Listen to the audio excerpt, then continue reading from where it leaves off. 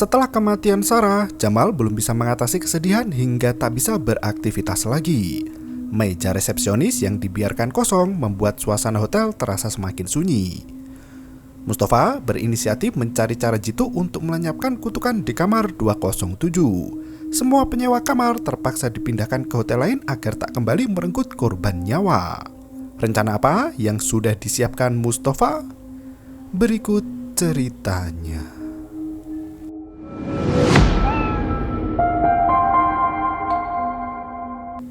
Pak Mena setia menunggu Abir setiap harinya, berharap wanita itu tak meregang nyawa setelah satu persatu penghuni hotel mulai mati.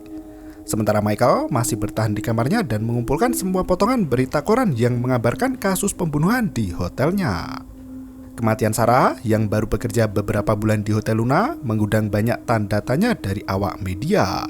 Rumor angkernya Hotel Luna kian merebak hingga tak bisa dibendung lagi. Di tempat lain, Madiha hanya bisa menangis teringat kebaikan Sarah yang terbiasa sarapan di ruang makan bersamanya.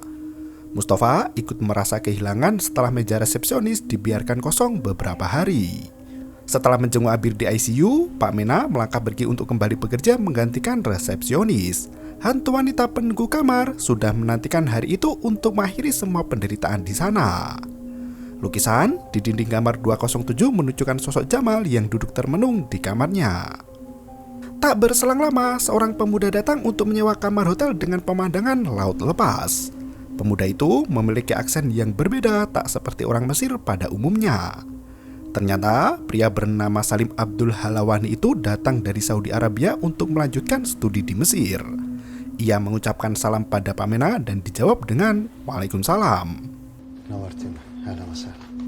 Setelah mencatat identitas Salim, Pak Mena memberikan kunci kamar nomor 205. Mustafa bergegas membawakan koper Salim dan mengantar tamu itu ke kamarnya. Saat hendak memasuki kamar 205, tiba-tiba pintu kamar 207 terbuka dengan sendirinya. Salim langsung terpana melihat isi dalam kamar itu dan memaksa untuk pindah kamar. Mustafa sempat melarang pemuda itu untuk memasuki kamar 207, namun Salim tetap memaksa. Apalagi setelah ia melihat perbukitan di lukisan dinding kamar itu. Bukit itu adalah kenangan masa kecil Salim yang sangat mendalam.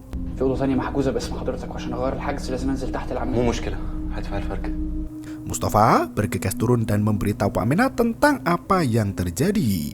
Pak Mena berkata jika kamar itulah yang memilih Salim untuk memasukinya. Mereka tak bisa berbuat apapun lagi selain menunggu waktu yang tepat untuk membereskan semua masalah. Pak Mena melenggang pergi ke kantornya di mana Madiha sudah menunggu untuk berbicara. Beberapa hari setelah Sarah tiada, Jamal terus mendekam di dalam kamar dan mengurung diri di sana. Madiha merasa khawatir dengan kondisi Jamal, apalagi jika Pak Michael tahu dan memecatnya. Jamal bahkan menolak untuk makan dan tak mau bicara sedikit pun. Pak Mena sudah mencoba berbagai cara untuk membujuk Jamal keluar kamar, namun semua usahanya itu sia-sia. Madiha meminta bantuan Pak Mena untuk lebih keras pada Jamal dan membawa Jamal keluar dari kamarnya. Ia khawatir jika Jamal akan mati menyusul Sarah. Akhirnya Pak Mena masuk ke dalam kamar Jamal menggunakan kunci cadangan. Pak Mena menegur Jamal untuk segera pulih dari kesedihan. Ia tak bisa membiarkan Jamal tenggelam dalam kesedihannya sendiri. Pak Mena meminta Jamal untuk mengatakan semua yang dirasakan agar mereka bisa berbagi kesedihan. Namun, Jamal masih terdiam membayangkan suara, wajah, dan gestur tubuh Sarah saat pertama kali berkenalan. Di depan mata Jamal, hanya ada Sarah yang tersenyum dengan semua kalimat manisnya. Pak Mena melenggang pergi dengan tangan dan hati yang hampa. Mereka tak bisa berbuat apapun juga untuk menyembuhkan rasa sedih Jamal. Hanya waktu yang bisa membuat Jamal bangkit kembali. Siang harinya, Salim yang berada di kamar 207 menyadari lukisan di dinding itu berubah dengan sendirinya. Sebuah kitab jin kuno yang berisi mantra tampak memenuhi lukisan itu. Hantu wanita penunggu kamar mengejutkan Salim karena muncul secara tiba-tiba dan duduk di kursi goyang.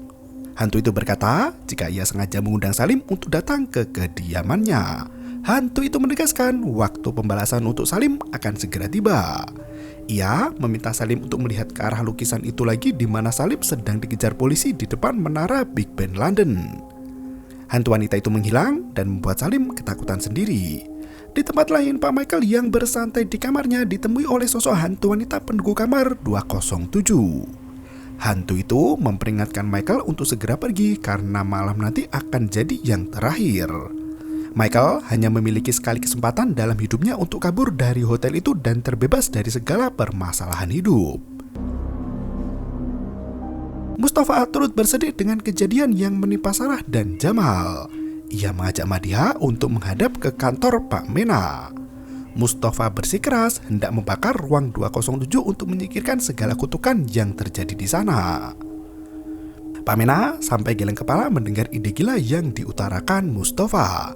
Anehnya, Pak Michael mendengar percakapan mereka dan terus setuju dengan ide membakar Hotel Luna. Ia sendiri sudah sangat muak dengan kejadian mistis yang terus-terusan merenggut nyawa. Hari itu adalah satu-satunya kesempatan bagi mereka untuk lari dari kenyataan mengerikan. Setelah mendapatkan restu dari pemilik hotel, Pak Mena pun mantap untuk membakar hotel bersama Mustafa dan Madiha. Ia meminta bantuan para staf untuk mengevakuasi penyewa kamar yang masih ada di kamar mereka masing-masing. Semua tamu harus dipindahkan ke hotel lain dan uang sewa dikembalikan sepenuhnya agar tidak menyisakan masalah di kemudian hari. Mereka berkata ada masalah pada sistem menggas hotel dan membawa semua tamu untuk pindah ke hotel lainnya. Saat Mustafa dan Pak Mena sibuk mengurus kepindahan hotel, Madiha menyiapkan bahan bakar ke dalam jerigen untuk diangkut ke kamar 207. Setelah semua tamu pergi, Michael, Pak Mena, dan Mustafa mulai mengemasi semua barang-barang berharga mereka agar tidak ikut terbakar. Pak Michael hanya bisa mengusap foto ayah dan adiknya Marco yang keduanya telah tiada. Mereka sampai melupakan satu tamu baru yang menghuni kamar 207. Pak Mena melenggang pergi menemui Salim dan meminta pemuda itu untuk segera pergi dari hotelnya.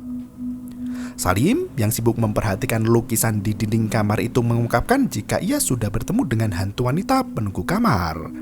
Salim menceritakan kejadian masa lalu ketika ia berusia 7 tahun. Kala itu ayah Salim membawanya berkemah di alam liar agar putranya menjadi anak yang pemberani. Salim yang masih kecil dan penakut membuat ayahnya kesal. Untuk menghilangkan rasa takut Salim, sang ayah membawanya ke perbukitan Saudi yang bernama Jabal Ajin. Dari kabar yang beredar, siapapun yang pergi ke bukit itu tak akan pernah bisa kembali. Di suatu malam, ayah memaksa Salim untuk ikut ke Jabal Al-Jin dan berkata jika Salim harus mengatasi ketakutan terbesarnya sendiri. Di sepanjang malam, Salim menggigil ketakutan di tengah gurun yang dingin. Selang beberapa jam berada di bukit kerajaan Jim, Salim berpindah tempat dan terjebak di kamar 207 Hotel Luna. Ia ketakutan saat berada di kamar itu tanpa bersama sang ayah. Salim kecil terus berdoa agar bisa kembali ke Jabal Al-Jin daripada tersesat di antah berantah selamanya. Salim menutup mata sembari terus berdoa hingga akhirnya ia kembali ke Bukit Jin dan duduk di samping sang ayah. Salim menangis sejadinya entah karena takut atau senang berhasil kembali. Salim mengaku jika ia datang ke Mesir bukan untuk kuliah melainkan sedang mencari keberadaan kamar itu. Pak Mena meminta Salim untuk segera berkemas dan pergi dari hotel. Salim menuju ke arah lukisan yang menggambarkan dirinya pergi dengan membawa lukisan itu. Ia berminat untuk membeli lukisan di dinding kamar karena hantu wanita berkata lukisan itu akan berguna untuk Salim. Pak Mena mempersilahkan Salim jika hendak membawa lukisan itu secara cuma-cuma. Mereka akan segera memusnahkan hotel itu agar tidak ada korban jiwa lagi. Salim pun melepas lukisan itu dari dinding dan melenggang pergi naik taksi. Sebelum pergi, Salim berkata jika ia memiliki perasaan yang kuat akan kembali ke tempat itu lagi. Setelah mengucap salam, pemuda itu melenggang pergi meninggalkan Pak Mena dan Mustafa. Semua penyewa kamar kini sudah pergi sepenuhnya, hanya tinggal Jamal dan Pak Michael yang harus segera dievakuasi. Madiha sudah menunggu di bawah tangga dengan satu jerigen penuh bensin. Pak Mena dan Mustafa mulai berbagi tugas untuk melaksanakan rencana mereka. Sebelum mulai bergerak, tiba-tiba lampu hotel kembali padam. Pak Mena meminta Madiha untuk mengambil lentera di dapur dan Mustafa memeriksa sambungan listrik di samping rumah. Sementara itu, Pak Mena melangkah ke kamar 207 karena ia tahu hantu wanita itu sudah menunggu. Sebelum menuju ke kamar 207, Pak Mena menelpon putrinya Mary dan menanyakan keberadaan cucu tercinta, Christine. Untungnya, Christine sudah pulang ke rumah dan dalam keadaan sehat walafiat. Setelah bercengkrama melepas rindu, Pak Mena menutup teleponnya dan kembali ke dalam realita mengerikan. Ia berjalan ke kamar 207 di mana hantu penunggu hotel sudah menanti di kursi favoritnya. Di waktu yang sama, Madya yang mengambil lentera di dapur bertemu dengan Abir yang muncul secara tiba-tiba. Abir tampak pucat pasi dengan tatapan kosong seperti kerasukan setan. Madya mencoba menyadarkan Abir, namun wanita itu menyerang dengan menggunakan pisau. Di tempat lain, Pak Michael bertemu hantu anak kecil yang menyerangnya dengan pisau. Tampaknya semua orang yang mati di hotel itu bangkit kembali untuk menggagalkan rencana membakar bangunan. Mustafa yang berada di taman turut diserang oleh Dr. Salim yang dulu pernah kerasukan arwah Adam. Pak Mena meletakkan jerigen bensin di kamar 207 dan mendekati kursi goyang yang bergerak dengan sendirinya. Angin mulai berhembus kencang hingga pintu dan jendela berterbangan. Lilin yang dibawa Pak Mena mati setelah jatuh ke lantai. Hantu wanita penunggu kamar muncul di hadapan Pak Mena sembari berkata jika mereka akan segera merindukan malam panjang itu. Di waktu yang sama, Jamal ditemui oleh arwah Sarah yang selalu tersenyum kepadanya. Sarah menjelaskan apa yang sedang terjadi di Hotel Luna. Ia meminta Jamal untuk kembali sadar dan menolong rekannya yang lain. Jamal masih terus-terusan menangis dan berkata jika ia sangat merindukan Sarah. Saat arwah Sarah berusaha menyadarkan Jamal, Madya, Mustafa, dan Pak Michael bergulat dengan lawannya masing-masing. Dr. Salim juga berhasil melumpuhkan Mustafa dan bersiap menghunus pisau ke kepala pria itu. Untungnya Jamal sudah tersadar dan langsung menyelamatkan Mustafa dari cengkraman Salim. Mereka bergulat hebat sampai terluka satu sama lain. Di waktu yang sama, Madya berjuang keras sendirian di dapurnya, namun Abir berhasil membakar dapur itu dengan lentera yang dilempar ke lantai. Setelah Jamal dan Mustafa berhasil melumpuhkan Salim, mereka berlari ke arah dapur untuk menyelamatkan Madya. Jamal nekat melintasi api yang menyala besar di dapur hanya untuk menyelamatkan Madya. Mereka berhasil mengikat tubuh Abir dan melenggang pergi untuk mencari keberadaan Pak Mena. Belum sempat menaiki tangga, Pak Michael terguling turun ke bawah dengan posisi tubuh bersimbah darah. Jamal meminta Mustafa dan Madya untuk menunggu di luar hotel bersama Michael dan Abir. Ia akan pergi ke kamar 207 itu sendirian karena hantu wanita itu menginginkan Jamal. Dengan berbekal sebuah lentera, Jamal melangkah sendirian di kamar itu dan menyaksikan sendiri kekacauan yang terjadi di lantai 2. Semua daun pintu dan jendela bergetar hebat hingga bola biru yang terpental seolah menghalangi langkahnya datang. Jamal memberanikan diri untuk masuk ke kamar 205 di mana bola biru keluar dari kamar itu. Tiba-tiba arwah Akmal yang mati di hotel itu mendorong Jamal hingga jatuh dari lantai 2. Untungnya Jamal masih bisa bangkit dan lari kembali ke lantai 2 untuk menyelamatkan Pak Mena. Sesampainya di sana, Jamal melihat Pak Mena duduk dengan tenang di atas kursi goyang. Ia memanggil pria itu, namun Pak Mena tak kunjung merespon. Jamal mendekati pria itu yang ternyata Pak Mena sudah tidak bernyawa. Jamal menangis sesenggukan sampai bersimpuh di depan mayat Pak Mena. Ia selalu datang terlambat hingga tak mampu menyelamatkan orang tercinta. Dengan wajah bersimbah air mata, Jamal meminta maaf sembari menutup kepala Pak Mena yang masih terbelalak menatap ke udara. Ia membawa jasad Pak Mena keluar dan menitipkan pada Mustafa yang setia menanti di luar bangunan. Madya sampai menjerit melihat jasad Pak Mena yang tak bergerak lagi. Jamal berlari kembali masuk ke dalam hotel untuk mengakhiri semua kutukan yang telah merenggut banyak nyawa tak bersalah. Hantu wanita itu sudah menanti di kursi favoritnya untuk berbicara dengan Jamal.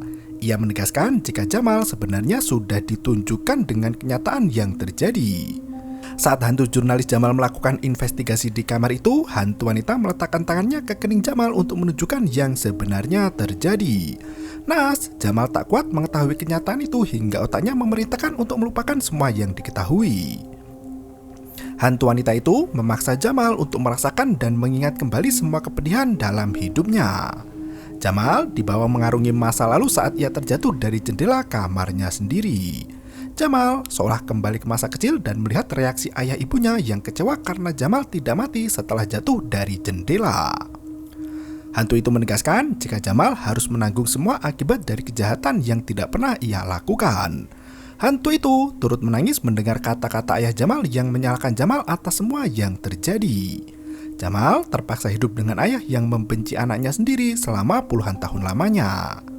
Kesakitan yang terus dialami Jamal mengubah pria itu menjadi sosok yang aneh.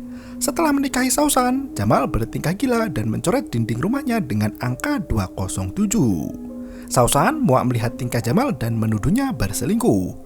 Otak Jamal menerima semua tuduhan itu dan mengira jika dirinya sendiri memang berselingkuh. Pada kenyataannya, Jamal tak pernah melakukan hal itu. Sausan hanya membuat alasan palsu agar bisa cerai dari dirinya. Sausan terus berkata kasar dan memaksa Jamal untuk menceraikan dirinya. Jamal tersungkur masuk ruang rahasia di dapur Hotel Luna. Ia melihat jasad Letnan Alfred yang sekarat di sana. Tampaknya Alfred tidak bunuh diri melainkan dibunuh oleh orang tua Pak Michael. Alfredo meminta Jamal untuk segera menyelamatkan diri dari Hotel Luna sebelum tentara Italia menyerang. Hantu wanita itu kembali muncul dan berkata jika Jamal sebenarnya sudah tahu semua kenyataan pahit yang terjadi di sana. Otak Jamal selalu memerintahkan agar kenyataan itu terkubur dalam di bawah sadar untuk menyeimbangkan kewarasannya. Hantu wanita itu memaksa Jamal untuk menerima semua realita pahit yang terjadi dalam kehidupan manusia. Jamal diperlihatkan dengan kejadian mengerikan saat Rusdi menguliti wajahnya dan mati tenggelam di laut lepas. Akhirnya Jamal sampai pada saat luka terbesar di hidupnya, yaitu saat kehilangan Sarah tepat di depan mata. Setelah psikis Jamal siap menerima kenyataan, hantu wanita itu membawa Jamal kembali ke kejadian tahun 1934. Saat itu, waktu di mana semua kutukan dimulai. Hantu wanita itu sengaja menyiapkan Jamal agar mampu memahami kenyataan pahit yang terjadi dan bersikap tangguh menghadapinya. Saat itu, hantu wanita melahirkan anak buah hasil hubungannya dengan Adriano, ayah Pak Michael. Hantu wanita itu berhasil melahirkan seorang anak namun entah bagaimana mati di kamar 207. Adriano bersama staf hotel lain mengarang cerita untuk menutupi kematian hantu wanita. Mereka sepakat untuk menguburkan jasad wanita diam-diam tanpa melaporkan adanya kematian di sana. Meski jasad wanita itu telah mati, arwahnya terperangkap di kamar 207.